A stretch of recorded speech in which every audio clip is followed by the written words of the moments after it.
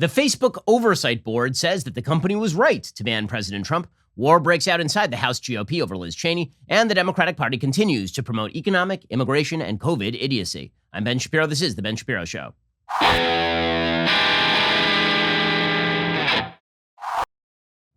Today's show is sponsored by ExpressVPN. Thousands of my listeners have already secured their internet. Join them at expressvpn.com/Ben.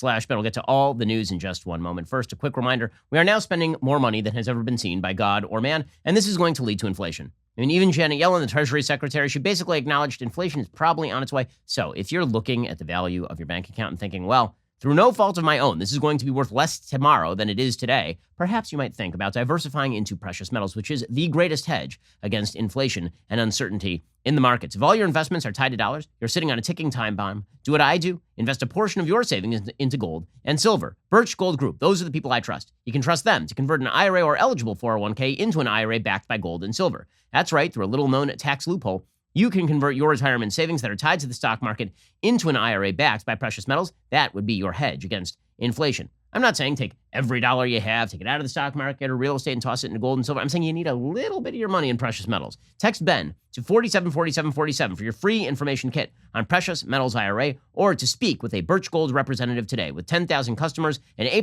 rating with the Better Business Bureau, and countless 5-star reviews, Birch Gold can help you too. Text Ben to 474747. Invest in gold before it is too late. Alrighty, so the big news today is that Facebook has decided, hey, yeah, it turns out that when we banned Trump on January 6th, we were right.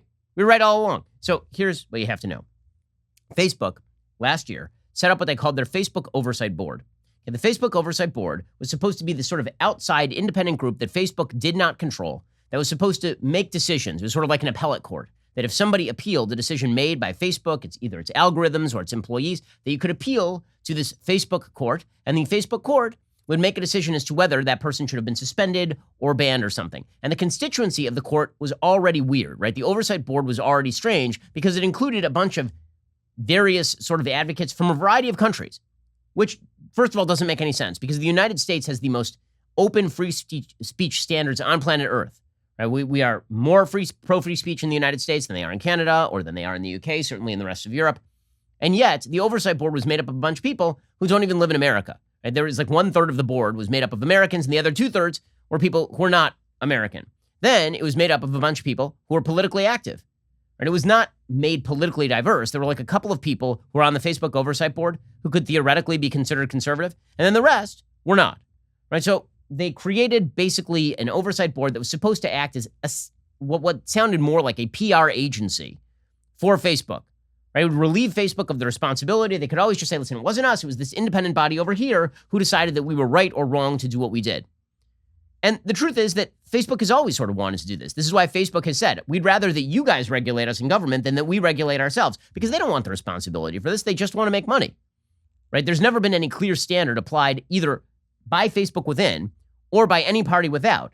So they've been searching for some way to shift responsibility from the decision makers at Facebook to some other body so they can just go about their business and do social media-ing and not have to worry about what standards of free speech ought to apply or ought not to apply. Now, that is a shift in Facebook's perspective from the past. If you go back to 2010, if you go back to 2014, Mark Zuckerberg used to make statements routinely about how the goal here was to allow more speech, not less. In 2019, he gave an excellent speech at Georgetown University in which he said that the messiness of free speech is part and parcel of the right of free speech. And we can either have a less messy First Amendment and more tyranny, or we can have a more messy First Amendment and less tyranny, which is exactly correct.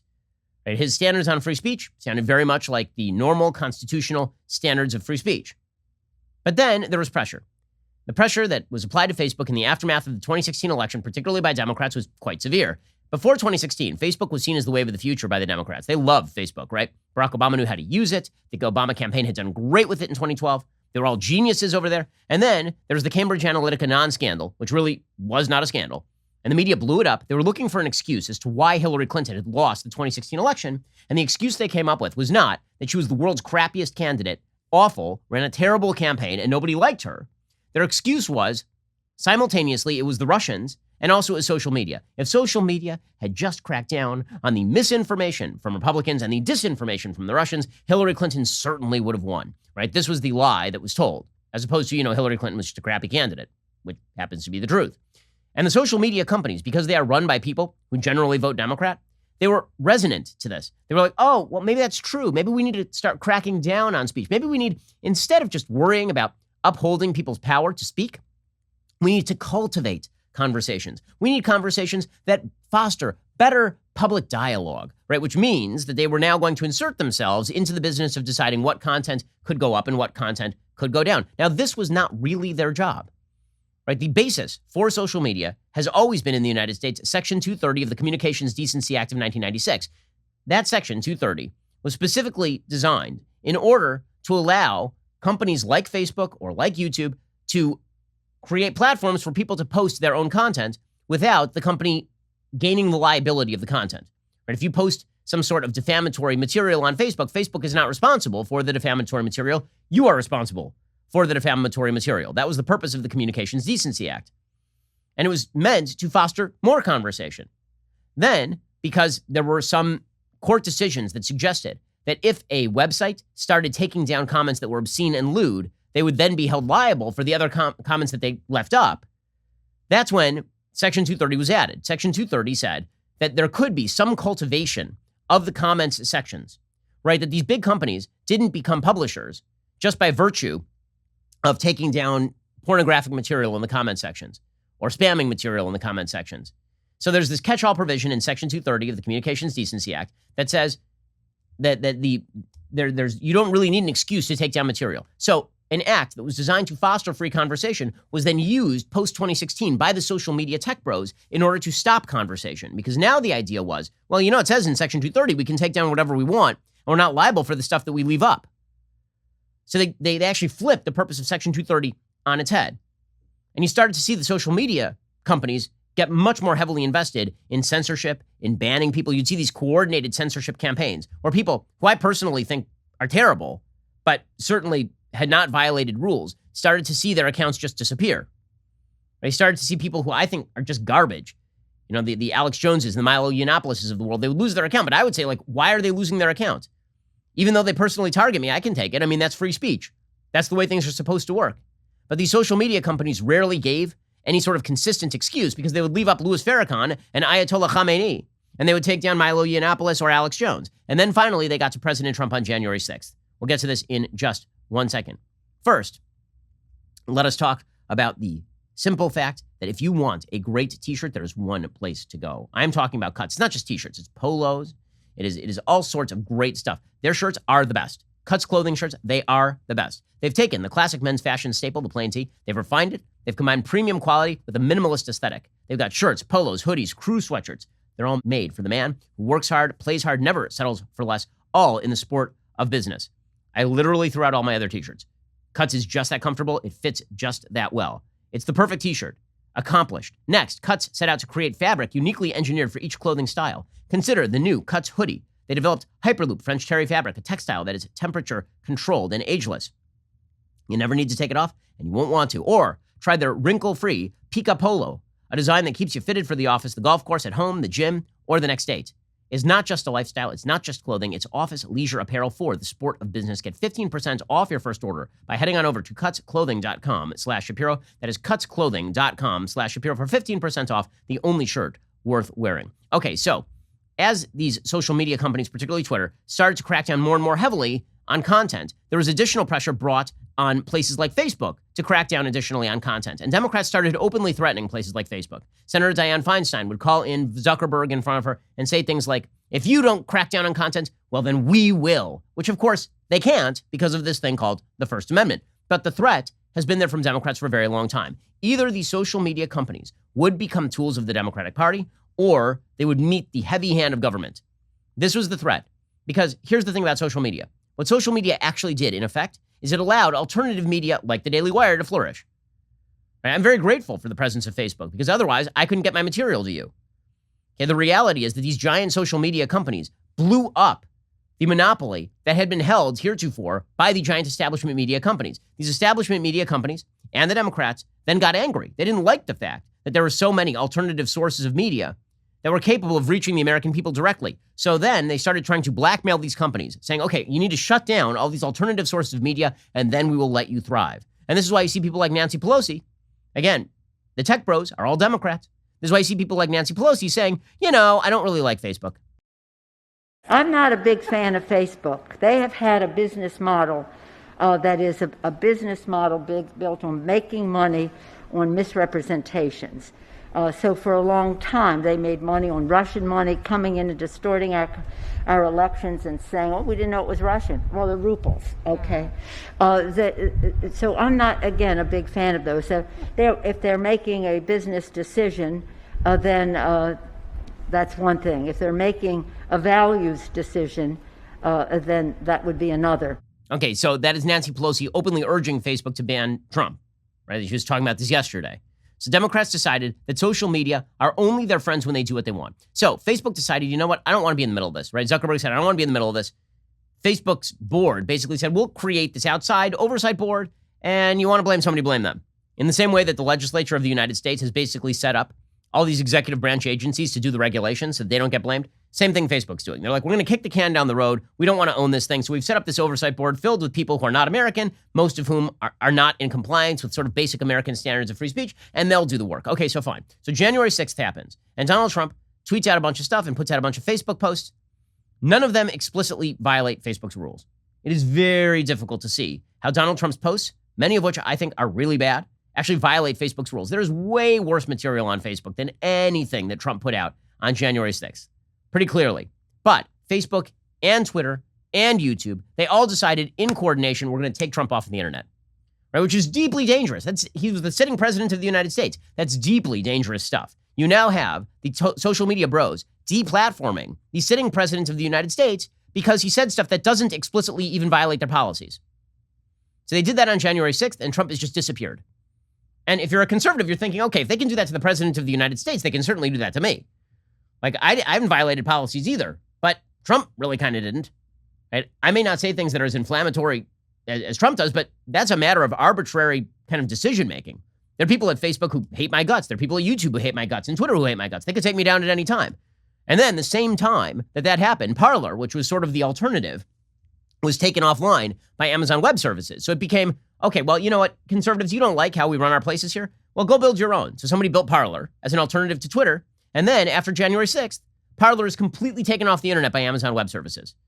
Okay, so the social media companies just have too much control over American life, which brings us to the Facebook Oversight Board. So if the Facebook Oversight Board had done the right thing here, what they would have said is, Trump, we don't like anything he said. He shouldn't have been banned. And certainly, even if he had been banned, he shouldn't have been banned indefinitely, and he should be back already. Instead, Facebook's Oversight Board found today, and they released a decision. And their decision is, Facebook was right to ban Trump at the time. And while they cannot suspend Trump indefinitely, they need to, re-meet on this thing in 6 months. So all the way until the middle of June, late June, then they probably have to reconsider about Trump. Or maybe they don't. Who the hell knows? We'll get to this in just 1 second. The Facebook decision, because it really is a fairly absurd decision on nearly every level. First, let us talk about your sleep quality. So the reality is that if you got kids, they're waking up at night. Or maybe you just have to get up early for work in the morning, or you went to bed late. Whatever it is, you need your sleep. And the best way to sleep is to sleep on a great mattress that is made just for you, which is what Helix Sleep does. Helix Sleep has a quiz. It takes just 2 minutes to complete and matches your body type and sleep preferences to the perfect mattress for you. Why would you buy a mattress made for someone else? With Helix, you're getting a mattress you know will be perfect for the way you sleep. Everybody's unique. Helix knows that. They have several different mattress models to choose from. They have soft, medium, and firm mattresses. Mattresses great for cooling you down if you sleep hot. Even a Helix Plus mattress for plus-size folks. It's been awesome getting unboxing videos from you. When we got our Helix Sleep mattress, it was really cool. You just kind of unwrap it and it inflates in front of you. You pop it on the bed, you're good to go. It's super simple. Just go to helixsleep.com/Ben. Take their 2-minute sleep quiz. They will match you to a customized mattress that'll give you the best sleep of your life. They've got a 10-year warranty. You get to try it out for 100 nights risk-free. They'll even pick it up for you if you don't love it, but you will. Helix is offering up to $200 off all mattress orders and 2 free pillows for our listeners at helixsleep.com/Ben. That is helixsleep.com/Ben. Alrighty, so the Oversight Board has finally released its long-awaited decision, and here's what they say. The board has upheld Facebook's decision on January 7th, 2021, to restrict then-President Donald Trump's access to posting content on his Facebook page and Instagram account. However, it was not appropriate for Facebook to impose the indeterminate and standardless penalty of indefinite suspension. Facebook's normal penalties include removing the violating content, imposing a time-bound period of suspension, or permanently disabling the page and account. The board insists that Facebook review this matter to determine and justify a proportionate response that is consistent with the rules that are applied to other users of its platform. Facebook must complete its review of this matter within 6 months of the date of this decision. The board also made policy recommendations for Facebook to implement in developing clear, necessary, and proportionate policies that promote public safety and respect freedom of expression. Okay, well, all right. So here's what they say about the case. And that's their decision. Their decision is you're right to ban Trump. Also, you can't do it indefinitely. Also, we have no standard for when he has to be let back. So thank you for that. Here's what they say about the case. They say elections are a crucial part of democracy. On January 6th, during the counting of the 2020 electoral votes, a mob forcibly entered the Capitol building in Washington, D.C. This violence threatened the constitutional process. 5 people died and many more were injured during the violence. During these events, then President Donald Trump posted 2 pieces of content. At 4:21 Eastern Standard Time, as the riot continued, Trump posted a video on Facebook and Instagram. I know your pain. I know you're hurt. We had an election that was stolen from us. It was a landslide election, and everyone knows it, especially the other side, but you have to go home now. We have to have peace. We have to have law and order. We have to respect our great people in law and order. We don't want anybody hurt. It's a very tough period of time. There's never been a time like this where such a thing happened, where they could take it away from all of us, from me, from you, from our country. This was a fraudulent election, but we can't play into the hands of these people. We have to have peace, so go home. We love you. You're very special. You've seen what happens. You see the way others are treated that are so bad and so evil. I know how you feel, but go home and go in peace. Okay, so I said at the time, I'm not a big fan of that video because that video says 2 conflicting things. One is go home, go in peace, and also everything you're super pissed about, you ought to be super duper pissed about. And the system has completely failed you, but also go home. Right, so it's conflicting. Did it violate Facebook's content standards? How? Really, like how? At 5:41 Eastern Standard Time, Facebook removed this post for violating its community standard on dangerous individuals and organizations. At 6:07 Eastern Standard Time, as police were securing the Capitol, Trump posted a written statement on Facebook. Said, these are the things and events that happen when a sacred landslide election victory is so unceremoniously, viciously stripped away from great patriots who have been badly, unfairly treated for so long. Go home with love, in peace. Remember this day forever. Again, there's that conflicting message. Same message.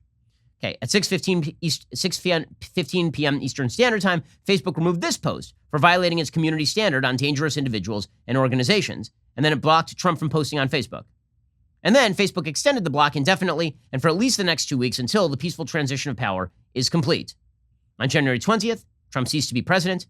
On January 21st, Facebook announced it had referred this case to the board. So here are their findings.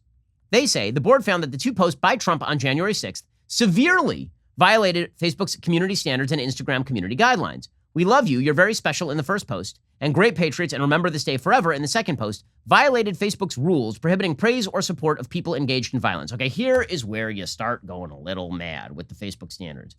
How many members of the media said that rioters and looters, even though they shouldn't riot, even though they shouldn't loot, are good people?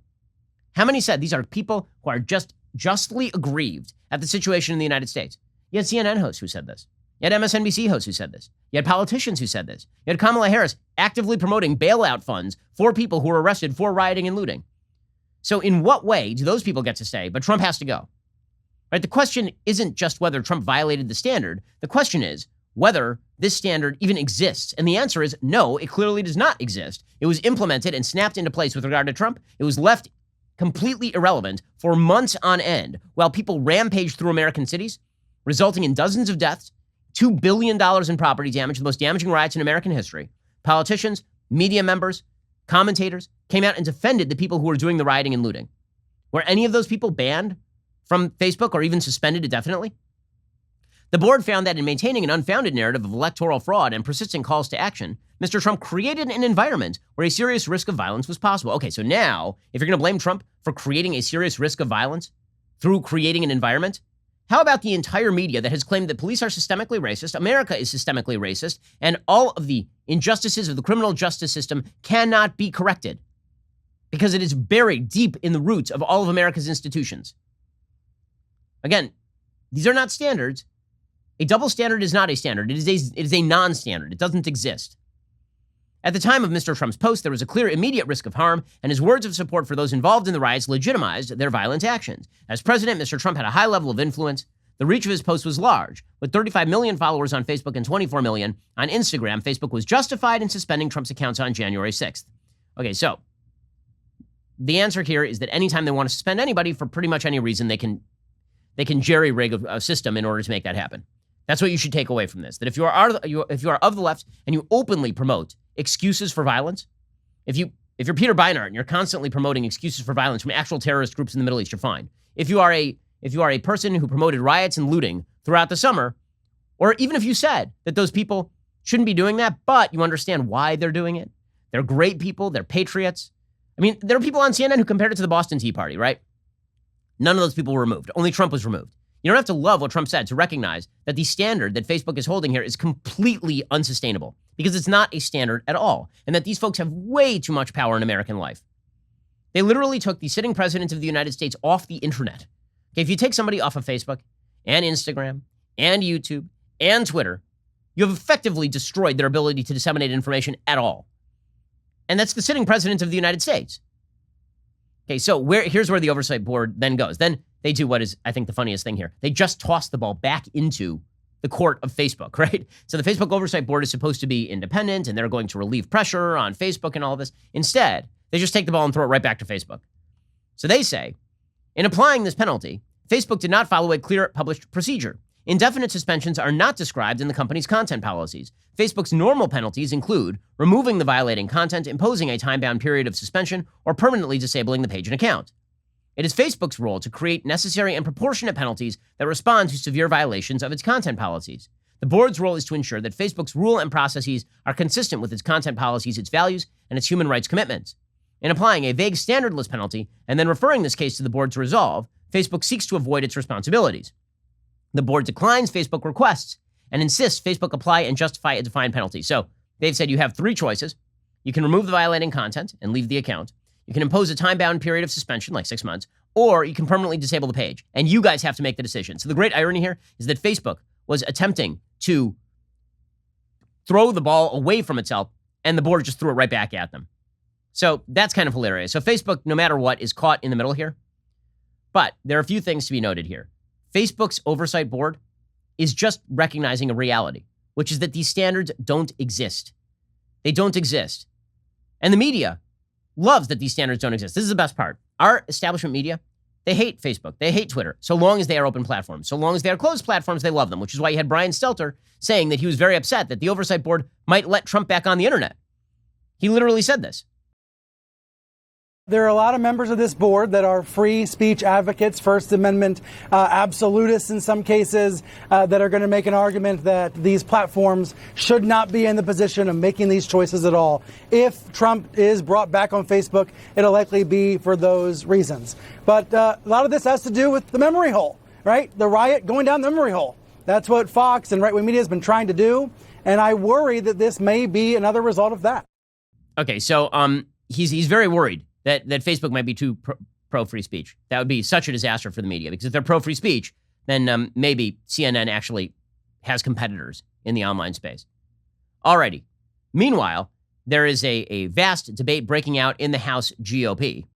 There is chaos inside the Republican Party over a simple question, whether Donald Trump won or lost the 2020 election. Apparently, this is of grave consequence to the media. It is of grave consequence inside the Republican caucus, because the idea that is being promulgated by the media is that unless you go out on TV every single day and say that Joe Biden won the election fair and square in every possible way, then this means that you are a liar and a bad person and you are promoting the quote unquote big lie. And on the other side, Trump is saying you're promoting the big lie if you say that he lost the election and all of this.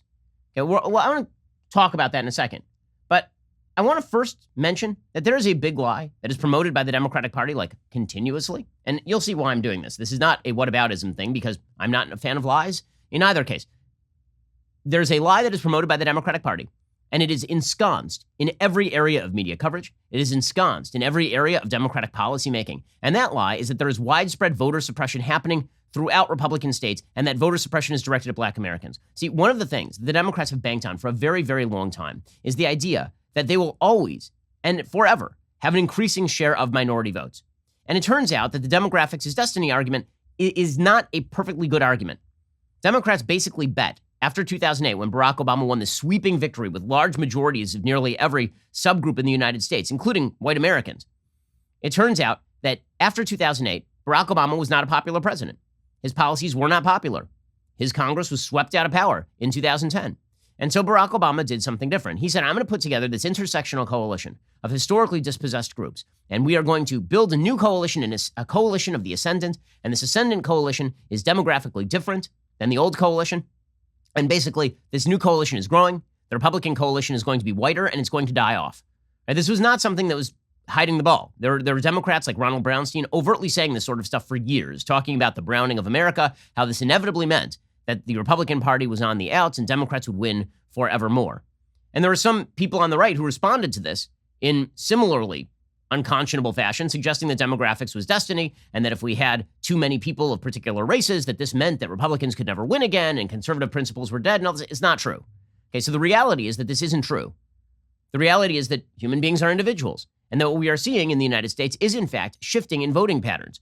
And in 2020, Donald Trump won an outsized share compared to other Republicans of the Latino vote, for example. Donald Trump actually did better with black voters in 2020 than he did in 2016. Even the New York Times is now acknowledging that rising diversity might not help Democrats as much as they hope. According to Nate Cohn, the Census Bureau released two important sets of data last week that have big implications for American politics, and that challenged some prevailing assumptions for both Democrats and Republicans. The first set of data lays out long-term demographic trends widely thought to favor Democrats. Hispanics, Asian Americans, and multiracial voters grew as a share of the electorate over the last two presidential races, and white voters, who historically tend to back the GOP, fell to 71% in 2020 from 73% in 2016. The other data set tells a second story. Population growth continues to accelerate in the South and the West, so much so that some Republican-leaning states in those regions are gaining more electoral college votes. The states won by President Biden will be worth 303 electoral votes, down from 306 electoral votes in 2020. The Democratic disadvantage in the Electoral College just got worse again, says the New York Times. These demographic and population shifts are powerfully clarifying about electoral politics in America. The increasing racial diversity among voters isn't doing quite as much to help Democrats as liberals hope, or to hurt Republicans as much as conservatives fear. Right? Because here's the thing. Republicans win a very, very large share of the Hispanic vote in both Texas and Florida, for example.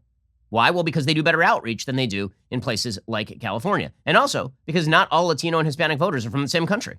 There's a difference between Cuban voters, for example, and Mexican voters in terms of voting patterns, which makes sense. Those are different countries. Okay, there's a difference in how people vote. Some of it is cultural, and much of it is individual. One of the things that people who study demographics have been noticing is that an increasing share of Hispanic and Latino voters identify as white now.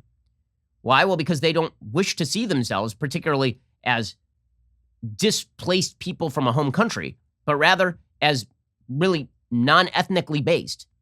Right? It's a weird kind of thing that's been happening. It's why you see on Census Bureau data, people will ask you, are you Hispanic? Are you Hispanic who identifies as white? Right? These are actual demographic categories that appear on Census Bureau forms now. Okay, well, what this suggests is that demographics are not destiny. And so the entire Democratic agenda item, which was, we will get more people in the intersectional coalition to vote for us and we'll ignore the rest of America, is not likely to win them everlasting victory. And so what they have to do is scare the living hell out of people of minority persuasion. People who are ethnic minorities in the United States. The Democrats are going to scare the living hell out of them. And in order to scare the living hell out of them, they have to lie. Right? This is why you see the Democrats continually suggesting that voter laws that call for voter ID are in fact a form of voter suppression.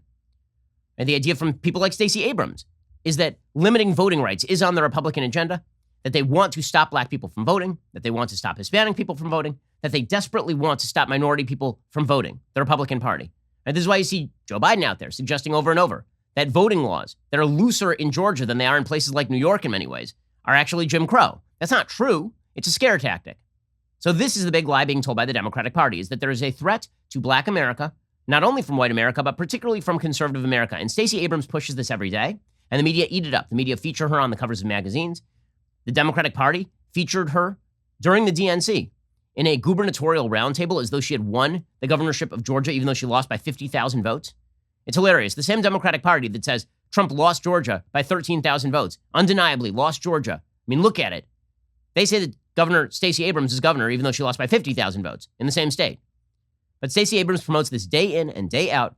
Here she was, for example, yesterday, talking about how Republicans want autocracy. The forerunners of autocracy and authoritarianism begin with limiting who has access to the right to vote, making it so difficult that people give up and abandon the perquisites of democracy. That makes it much easier for those who do not intend to share power to hoard it. And so I am deeply afraid, and it seems like slightly hyperbolic, but in a nation like the US with its changing demography, if the response to increased participation by communities of color, by young people, by women, if the response is to restrict their access and impede their participation, that is a very, very strong signal that we are heading in the wrong direction. Right. Notice the open argument there from Stacey Abrams. As the demographics of the country change, Democrats are going to win more seats. The only way that won't happen is if Republicans stymie the voting processes. And this is why we need things like H.R. 1. We need a giant overhaul of America's electoral law so that people like Stacey Abrams can promote ballot harvesting and can promote no voter ID and all of the rest of this. And now here's the problem. It's just not true. Voter suppression is not a major problem in the United States. In fact, voter suppression is so much of a not major problem in the United States that black voters in many of these swing states, going all the way back to 2008, outvote their share of the population. This is the big lie, right? The big lie pushed by the Democrats. And when I say the big lie, I don't mean like the biggest of lies, which is Holocaust denial. I mean, it is a big lie pushed by Democrats today that voter suppression is a major problem in the United States. It is just not true. In the Wall Street Journal today, there's a piece titled, "What Was That About Voter Suppression?" from the editorial board. Census figures released Thursday show that turnout in 2020 reached a near historic high for a presidential election, with 66.8% of voting age citizens casting ballots, 0.9 percentage points shy of the 1992 record. Turnout was 5.4 percentage points higher than in 2016, 3.2 points higher than in 2008, when Barack Obama drove scores of young people and minorities to the polls. The share of Hispanics, 53.7%, and Asians, 59% of voting age who cast ballots also hit new peaks. Black voting, 62.6%, surpassed any presidential year, save 2008 and 2012, when Barack Obama was on the ballot. Notably, GOP states with stricter voting rules didn't experience significantly lower minority turnout. Black turnout was highest in Maryland, 75.3%, followed by Mississippi, 72.8%, and lowest in Massachusetts, 36.4%. Liberals have lambasted Georgia for purging voters and restricting ballot access, but Georgia had a smaller black-white voting gap than Illinois, New Jersey, Virginia, and California, all states controlled by Democrats. The states with the biggest black-white voting gaps, Massachusetts, Oregon, Wisconsin, Iowa, and Colorado. 3 allow same-day voter registration. Good luck trying to discern a link between a state's voting rules, partisan control, and minority turnout.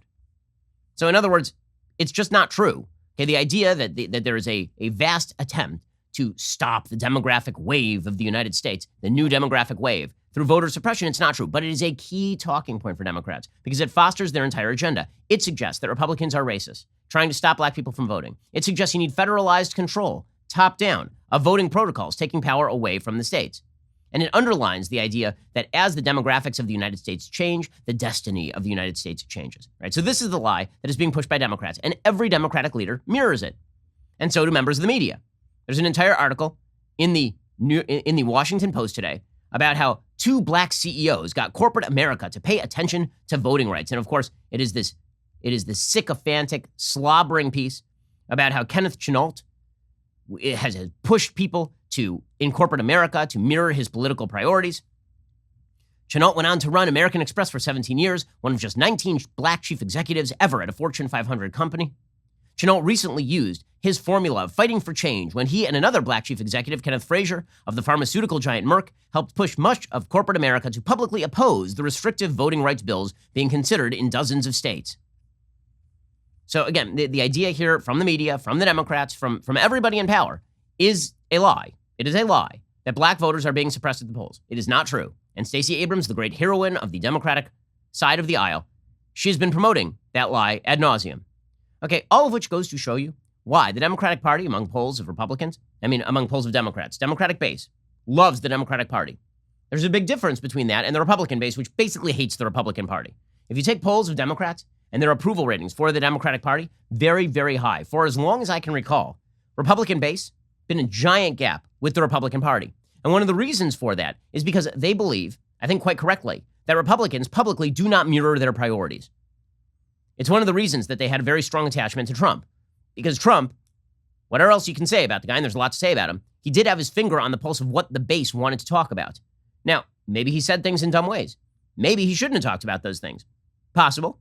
But he certainly had his finger on the pulse of what the base wanted to talk about more than your typical Republican leadership did. This is breaking out into the open right now with regard to the future of the Republican Party, and it's really breaking out into the open in controversy surrounding Representative Liz Cheney of Wyoming. We'll get to the issue in just 1 second. First, if you're a business owner who is hiring, you probably face a lot of challenges when it comes to finding the right person for your role. That's why hiring can feel like trying to find a needle in the haystack. Sure, you can post your job to some job board, but then all you can do is hope the right person comes along, which is why you should try instead ZipRecruiter for free at ZipRecruiter.com/dailywire. When you post a job on ZipRecruiter, it gets sent out to over 100 top job sites with just one click. Then, ZipRecruiter's matching technology finds people with the right skills and experience for your job and actively invites them to apply. In fact, ZipRecruiter is so effective that 4 out of 5 employers who post on ZipRecruiter get a quality candidate within the very first day. It's no wonder over 2.3 million businesses have come to ZipRecruiter for their hiring needs. So while other companies overwhelm you with way too many options, ZipRecruiter finds you what you are looking for, the needle in the haystack right now. You can try ZipRecruiter for free at this web address, ZipRecruiter.com/dailywire. Once again, remember, head on over to this unique, magical place at ZipRecruiter.com/dailywire. We've been using ZipRecruiter for years here at Daily Wire because whenever we want to upgrade our employees, we always check out ZipRecruiter. ZipRecruiter is indeed the smartest way to hire. ZipRecruiter.com/DAILYWIRE.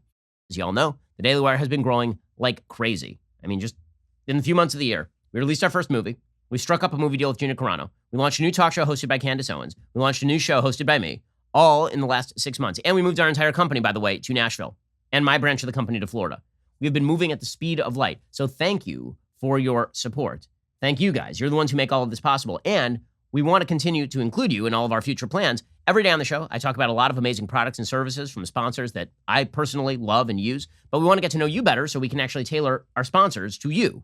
Please go to dailywire.com/Shapiro, fill out my audience survey, tell us a little bit more about yourself, and to sweeten that whole experience, those of you that do complete the survey will be entered to win a $1,000 gift card, which is a great deal. You can only take that survey once per Daily Wire show. If you want to increase your chances of winning $1,000, go listen to Michael Knowles. That's the only reason to listen to Knowles. Andrew Klavan or Matt Walsh to get access to their surveys as well. Again, my survey link is dailywire.com/Shapiro. We would love to hear from you. Also, if you didn't catch last night's episode of Candace, don't worry. You can still watch the full interview with her and President Donald Trump. He stops by if you are a Daily Wire member. They discuss everything from the media's attacks against him and Melania to whether he is considering another presidential run in 2024.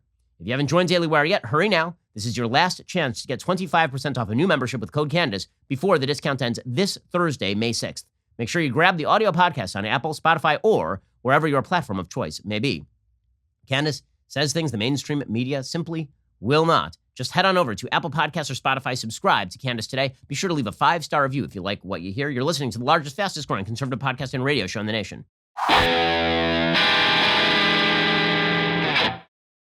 Okay, so while the Democratic Party tends to reflect the priorities of its own voters, the Republican Party very often does not.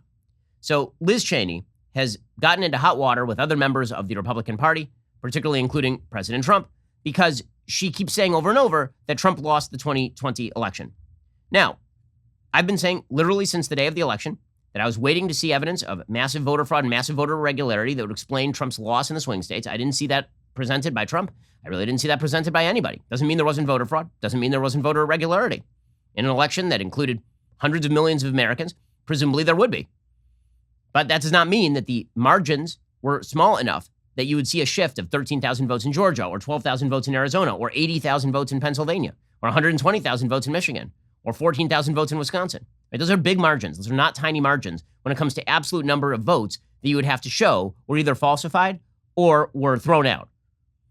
And in fact, the Trump campaign didn't even make those allegations in its court filings. Its court filings were mainly about the unfairness of the rules. In some cases, like Pennsylvania, there was credence to that, but that still does not change the fact that you have to demonstrate actual evidence that voter fraud or irregularity decided an election if you're going to claim that voter fraud or irregularity decided the election. Now, I've said at the same time that I think that the real rigging of the election was not done on the level of voting. I think the real rigging of the election was done by the media throughout the election cycle and before. I think the media routinely lied about Trump. I think they routinely lied about Biden. I think that they hid Biden's radicalism. I think they allowed Biden to hide in the basement and not answer a single difficult question. I think that they overtly stymied the New York Post story about Hunter Biden in the month before the election. I think they lied about Trump being a Russian asset for 4 years. I think a lot of things impacted the 2020 elections. And that included, of course, Donald Trump making some rather large boo-boos during the election campaign. But the reality is that if the media had covered that thing, anything like they should have covered that thing, it would have been a much closer election at the very least. And because it was a pretty close election in the swing states, I have very little doubt that if they had, for example, fairly covered what was going on with COVID, as opposed to presenting Andrew Cuomo with the Man of the Year award every single day while he proceeded to kill all the olds in New York, and if they had covered the Black Lives Matter riots that were happening throughout the country in June, as they should have, then I think Trump probably would have won, despite the pandemic. Okay, so do I think that Trump, it depends on your definition of fairly, I suppose. If you think that Trump lost the election because of voter fraud and irregularity, I disagree. If you think that Trump lost the election because all the institutions of power were basically rigged against Trump, I think there is certainly some truth to that. Okay, so you can say all of that, and the Republican base may disagree on some of the fraud and irregularity arguments, but the Republican base is willing to hear that. What they don't want, and this is really what it comes down to for Liz Cheney, is Liz Cheney keeps going out on places like MSNBC, and then she keeps telling those anchors exactly what they want to hear. This is the problem. You can say everything that I've just said, and the Republican base will not be angry with you. The Republican base understands that there are a lot of decent arguments for the notion that Trump lost the election in terms of the number of votes, but that there are a lot of mitigating factors that led to him losing that really were rigged against him. The Republican base can hear that. What the Republican base does not want to hear is that if you are somebody who believes that Trump got jobbed in some way during the election, this means that you are a promulgator of the big lie, and this means that you are a traitor to the United States and you're undermining American politics and polity. In other words, if you're in a leadership position in the Republican Party, what you say matters because you are considered a representative of the base. I agree with Liz Cheney that voter fraud and irregularity did not decide the 2020 election. I just think that Liz Cheney's public-facing priorities are not at all the public-facing priorities of the Republican Party. The Republican Party right now should not be focused on answering questions from the media about whatever Donald Trump's latest missive is about the 2020 election. The 2020 election happened in November. The Electoral College voted in December. Last I checked, the calendar now says it's May. Okay, it is not time to talk about that. And if the media insist on talking about that, as a Republican, you have every right and indeed every obligation to say, I don't know why we're talking about that. Why aren't we talking about the fact that the current president of the United States, Joe Biden, is doing a terrible job? Why aren't we talking about the looming inflationary crisis that's going to hit the country? Why aren't we talking about the border crisis that you and Politico refuse to even say is a crisis? Why aren't we talking about the fact that Joe Biden's economic plans spend more money than has ever been created in human history? Why are you still talking about Trump? And the answer is the media want to talk about Trump because the media want to misdirect. The media don't want to cover what's going on in the White House. The media would prefer not to talk about the fact that Democrats are lying about things like voter suppression.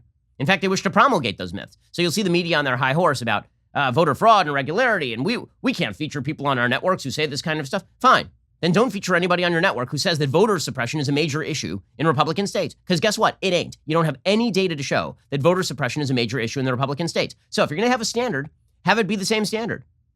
But I don't think that there's the same standard. I think there's a double standard. And this is what Liz Cheney fails to appreciate, apparently. Okay, so Kevin McCarthy, who is the House Minority Leader, and he wishes to be the House Majority Speaker, he wishes to be the Speaker of the House. And by the way, if Republicans somehow find a way to maintain a minority in the House in 2022, every single person in a leadership position in the Republican Party should be fired. There is no way Republicans should lose the House in 2022. No freaking way. The policies of the Democrats are unpopular. They're going to start to bear ugly fruit. They already are in terms of violence in America's major cities. There's a reason that there's a net population gain in the South and in the West and in red states particularly. Well, blue states are losing population. There is a reason for that. If Republicans cannot make hay while the sun shines in 2022, they deserve to lose their leadership positions. All right, so Liz Cheney has sort of been under fire for a while. And you'll remember a few months ago, Liz Cheney was merely asked about January 6th, and she said that January 6th was terrible, which is true. And then there were some people in the Republican Party who basically tried a vote of no confidence against her, and it failed. And she got up in conference, and she said that she believes what she believes, and then the majority of the conference basically said, okay, fine, you can stay. Well, then Liz Cheney felt like she had to get into a bleep fight with Trump, right? Trump said something about how Liz Cheney's the worst. And instead of Liz Cheney just ignoring him, which is what she should have done politically, instead she decided to jump right in and be like, Donald Trump's a prevaricator. Donald Trump is the promoter of the big lie. Even if she believes that, which she's perfectly entitled to do, I have a question. What does that have to do with your job as the number 3 in the House. Seriously, like, speaking the truth is always your job. I get it. But there's also a truth that is you as a powerful person in the Republican Party have an obligation to forward the Republican agenda. That's why you were hired. So are you forwarding the conservative and Republican agenda? Not by saying that sort of stuff, but by making that your chief focus in the media, by earning strange new respect from Chris Hayes at MSNBC. Is that forwarding the agenda? Okay, so Kevin McCarthy got caught on a hot mic talking to, I believe it was Steve Doocy of Fox and Friends, about Liz Cheney. And he said, listen, I'm not sure I can hold back the tide here against Liz Cheney. And frankly, it seems like her focus is more on getting attention for saying this sort of stuff, even if it's true, than it is on forwarding the agenda. Again, 2 things can be true at once. 1, she can be saying some true things. And 2, it ain't forwarding the agenda of the Republican Party. It is serving, I don't even know what her agenda would be like on a practical level, but it is certainly forwarding the agenda of a media that wish to keep focus on Donald Trump at all times, under all circumstances. I think she's got real problems. I've had it with it. It's, I've lost confidence. Well, someone just has to bring the motion, but I assume that will probably take place. Okay, so there were a bunch of polls that came out, and they suggested that Liz Cheney is in trouble in Wyoming, and Trump had tweeted at her, and it turned into this bleep fight. And again, here is the issue for Liz Cheney. Your job is to fight the forwarding of the Democratic agenda, which, by the way, is the most radical, progressive agenda that we have seen in our lifetimes. It makes Barack Obama look like a piker. And if your chief focus, day in and day out, is how do I answer questions from MSNBC, you are not doing your job properly. It's also a good indicator. The Democrats are jumping on this, of course. So Nancy Pelosi, of course, is out there defending Liz Cheney. There should be, again, when Nancy Pelosi is defending you, it's a pretty good indicator that even if you're right, you've sort of walked down the wrong path politically here. Okay, there's a difference between pragmatism and what is happening right now, I will say. Nancy Pelosi is a liar. Nancy Pelosi says things that are untrue repeatedly. Nancy Pelosi promoted the idea that Donald Trump was a Russian collusion advocate, that Donald Trump was a Russian tool. She promoted the idea that voter suppression would decide the 2020 election. I mean, she's just a liar. But here's Nancy Pelosi praising Liz Cheney as a truth teller, which is always not a great sign. I do commend Lynn Cheney for her courage, for her patriotism, and I wish her well. Perhaps this challenge will make her stronger. I don't know. That's up to their caucus. I don't welcome their participation in our caucus, and I'm sure they don't welcome my participation in theirs. Okay, so the Liz Cheney's response to all of this has been to double down and to basically give the media the issue they want, which is the Republican infighting over January 6th or the Republican infighting over Trump. Again, you have there are 2 responsibilities. One is to tell the truth, and the other is to forward the Republican agenda. And what people hired you to do was both. Okay, so Liz Cheney put out a statement, her spokesman did. This is about whether the Republican Party is going to perpetuate lies about the 2020 election and attempt to whitewash what happened on January 6th. Liz will not do that. That is the issue. No, that is not the issue. I won't whitewash that either. I've been very, very clear about what I thought happened in the 2020 election. I just said it 5 seconds ago. I've been very clear what I think about January 6th, which was a bunch of droogs and morons participating in an act of anti-democratic authoritarianism. I thought January 6th was quite terrible. You'll recall. I still think it was quite terrible. I think it was some of the worst imagery, just in terms of pure imagery, in the United States since September 11th. Hey, I think it was really, really bad. Also, I think the Democratic agenda to take over every institution in America and then weaponize it against American freedoms is a significantly greater threat than a bunch of morons and droogs running into the Capitol building and promptly getting their asses arrested. And by the way, failing in their mission to stop the electoral certification from taking place. And as far as Donald Trump and his beliefs about the voter irregularity and voter fraud of the election, it was Republican secretaries of state, and it was Republican Mitch McConnell, and it was Vice President Mike Pence who certified that election. End of story. Okay, you can say all of those things and still not fall into the trap of, I'm going to run over to the Democratic media to talk about how terrible the rest of my Republican colleagues are for saying different things. And this is why Liz Cheney is on the outs today. Okay, Republicans have a tendency to want to answer every question from the media, and they don't have to do it. They don't have to do it. It's a mistake. You see this from the governor of West Virginia went on, I think it was CNN, to talk about his push for a ban on transgender athletes playing in opposite sports leagues. So men playing in women's leagues if they believe that they are women, for example.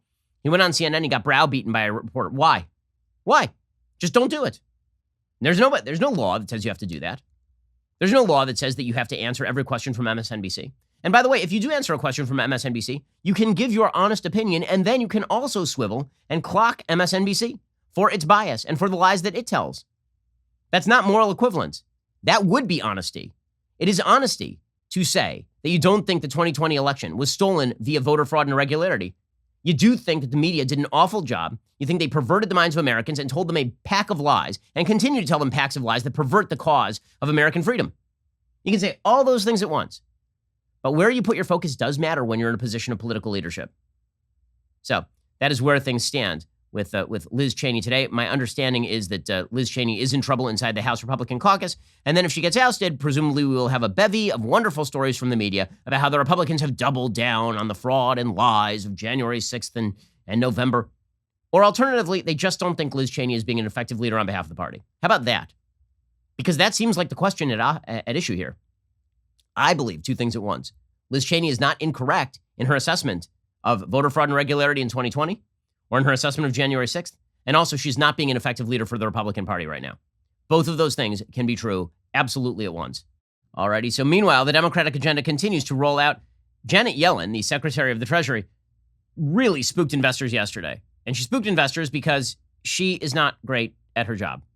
I understand that everybody thinks Janet Yellen's great at her job because she just keeps inflating the currency.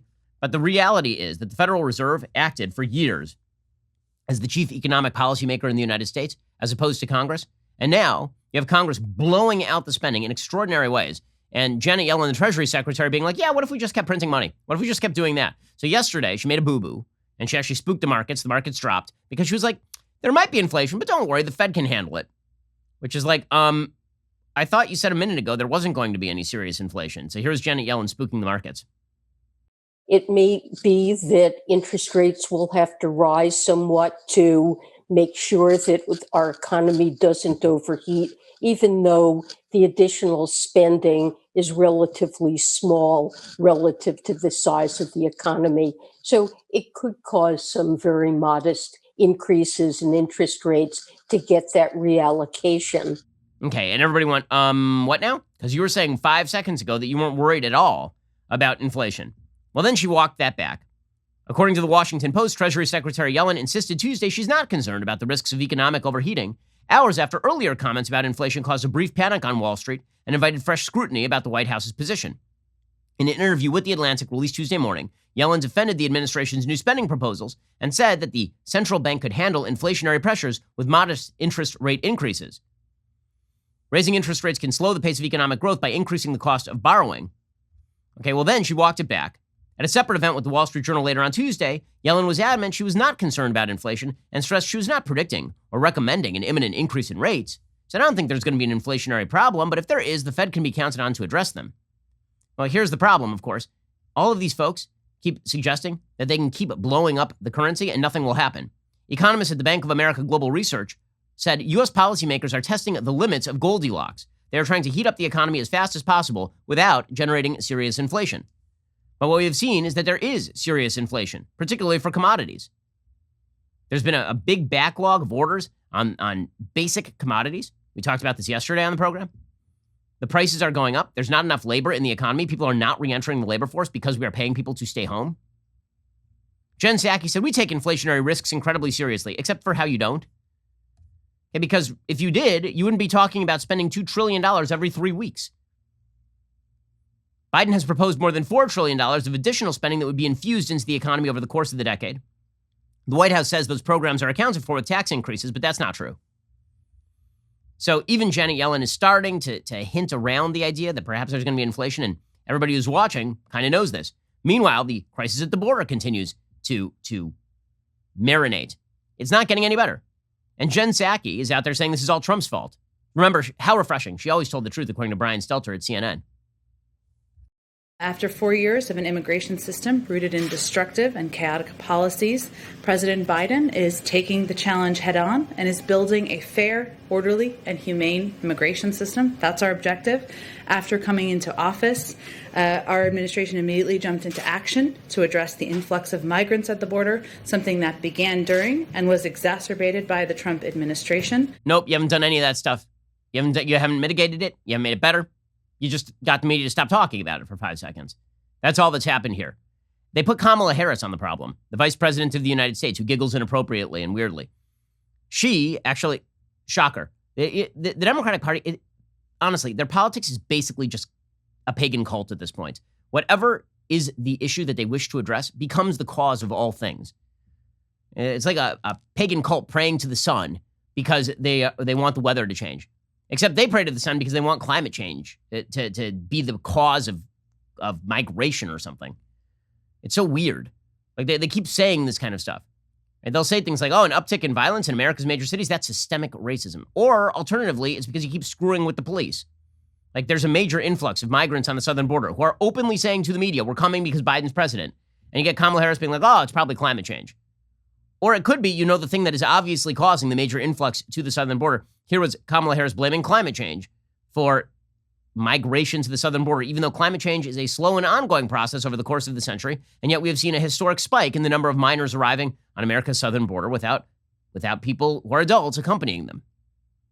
We are focused on addressing both the acute factors and the root causes of migration. And I believe this is an important distinction. We must focus on both. First, the acute factors, the catastrophes that are causing people to leave right now, the hurricanes, the pandemic, the drought, and extreme food insecurity. And then there are the long-standing issues, the root causes. And I'm thinking of corruption, violence, and poverty, the lack of economic opportunity, the lack of climate adaptation, and climate resilience. So we need to stop migration on the southern border through a carbon tax that will have an incremental decrease in effect on the temperature over the course of 100 years. Or alternatively, you could enforce border law. This lady, by the way, still has not been down to the border. The vice president still has not been down to the border. They put her in charge of the border, 2.5 months ago? And there she is speaking at some sort of conference about climate change and the border crisis. Amazing at her job. Amazing. Again, if Republicans cannot win back the House because they're so divided over whatever thing Trump put out on donaldjtrump.com. Trump, by the way, said that he was putting out a social media service yesterday. He didn't. He put up like a blog on his website that allows you to tweet out his thoughts to everybody else. That's fine, but it's not a social media service. If your chief concern right now is Trump, and going into 2022, Liz Cheney allows Trump to be the number one issue, then Republicans are somehow going to blow it, which is incredible because Democrats have blown it. Democrats are continuing to blow it. On COVID, Democrats are blowing it. I mean, for example, Jen Psaki at the White House yesterday defended the CDC.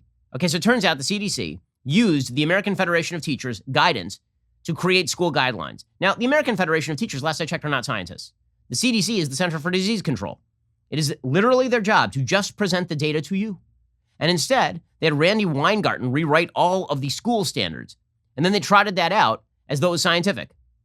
The entire media declared throughout the Trump administration that Trump was perverting the science. This administration openly does it and then defends it, and nobody seems to give a damn. Here's Jen Psaki at the White House saying it's totally fine to have the American Federation of Teachers and one of the worst people in American politics, Randy Weingarten, write the standards for school reopenings. It's actually long-standing best practice for the CDC to engage with organizations and groups that are going to be impacted by guidance and recommendations issued by the agency. It doesn't mean they are taking everything they want or even a percentage of what they want, but it's important to understand the implementation components. They do so to ensure that recommendations are feasible and that they adequately address the safety and well-being of the individuals the guidance is aimed to protect. It's ridiculous. It's ridiculous. I mean, these are tools of the teachers' unions. And then they trot that out. Americans are not going to abide by this. They still, by the way, are trotting out Anthony Fauci, who's just a joke at this point. He's a bad joke.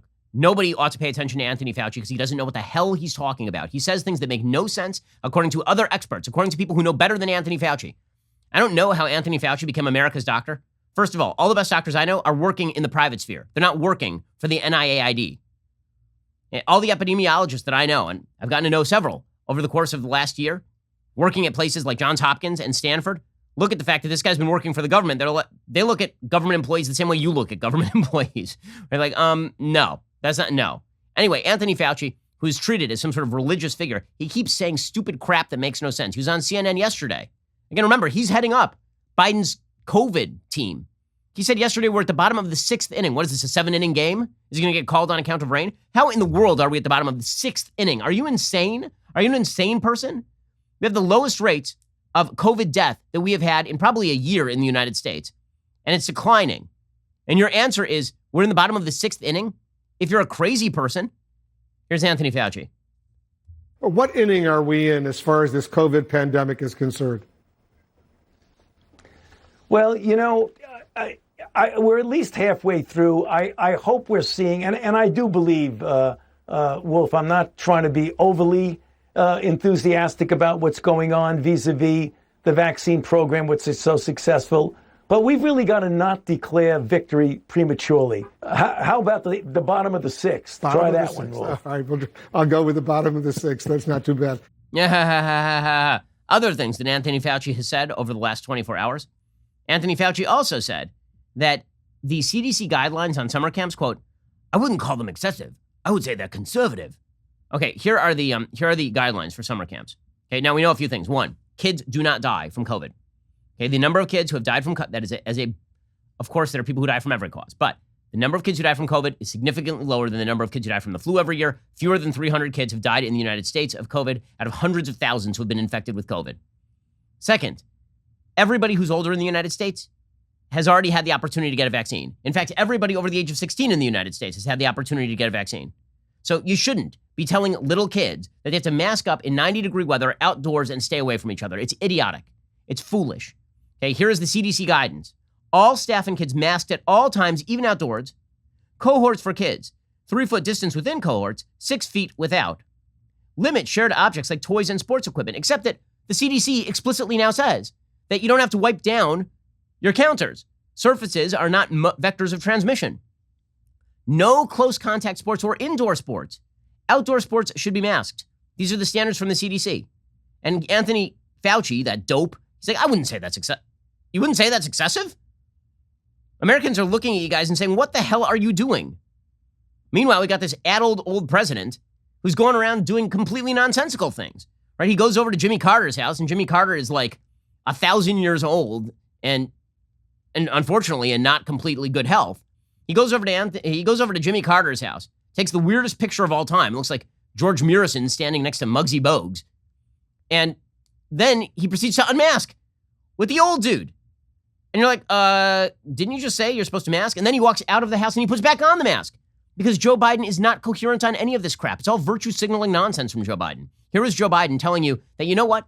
You need to keep following the CCD, CLB, GTQ guidelines. Now that we have the vaccine supply, we're focused on convincing even more Americans to show up and get the vaccine that is available to them. If we succeed in this effort, as we did with the last, then Americans will have taken a serious step towards a return to normal. That's July 4th. But we're not there yet. That's why I'm asking people to continue to follow the CDC guidelines as we work to get more people vaccinated. Yeah, listen to this old incoherent old dope. I mean, I'm sorry. As we work to get more people vaccinated, you know what we're watching right now? Yesterday, so we were up to like 3.5 million people being vaccinated every day. We are now down to lower than 1 million vaccine doses issued yesterday. You know why? Because we have a demand fall off. You know why we have a demand fall off? Because idiots like this and Anthony Fauci keep saying that even after you're vaccinated, you have to keep masking and mask your kids and send them outside in 95-degree weather and keep them 6 feet apart. That's why the demand is falling off. It's why people don't want to get the vaccine. There are polls that demonstrate this. I cited them yesterday on the show. Among GOPers, for example, there's an 18% gap between people who say they will get the vaccine if they can't take off, if they have to keep the mask on, and then people who say they'll get the vaccine if they can take the mask off. An 18 percentage point jump in enthusiasm for the vaccine. That's just among people in the GOP. And yet Biden keeps promoting this stupidity that masks are the greatest protector rather than the vaccine. Here was Biden doing that yesterday. He said, oh, masks, they're needlessly dividing the country. We can continue to drive vaccinations up and caseloads down. We'll need our masks even less and less. I know it will take time to get everything back to normal. We're all going to have to be patient with one another. Masks have needlessly divided this country. Masking as directed is a patriotic duty, but so too is treating each other with respect and patience. Treat each other with respect and patience unless somebody unmasks publicly in the middle of a street with nobody around. Then that person is being unpatriotic. He literally said you should mask up for patriotism, and now he's like, yeah, we need to be tolerant of other people. He's just the worst. And by the way, there will be a backlash if Republicans don't blow it. So don't blow it, you idiots. How about represent the anti-Biden agenda? Because his agenda sucks. It's garbage. It's going to cause inflation. It's going to keep people out of the workforce. It's going to continue to cause racial conflagrations across the country. It's going to cause continued confusion about COVID and what you can and cannot do. The backlash is right there. This is low-hanging fruit for Republicans. And instead, you dopes decide that you want to argue over the 2020 election. Enough. If you're not dedicated to the agenda of stopping this sort of authoritarian crap, then get the hell out of the way. There's plenty of space in the commentariat. I'm sure CNN has a chair open for you if that's what you want to do. But you're not there to earn strange new respect. You're there to stop this agenda and reverse it if possible. Alrighty, we'll be back here later today with an additional hour. In the meantime, go check out The Michael Knowles Show. On today's episode, Michael will be talking about some breaking news. Bill and Melinda Gates are getting a divorce. So I guess there is just another Microsoft bug. That episode is available right now. I'm Ben Shapiro. This is The Ben Shapiro Show.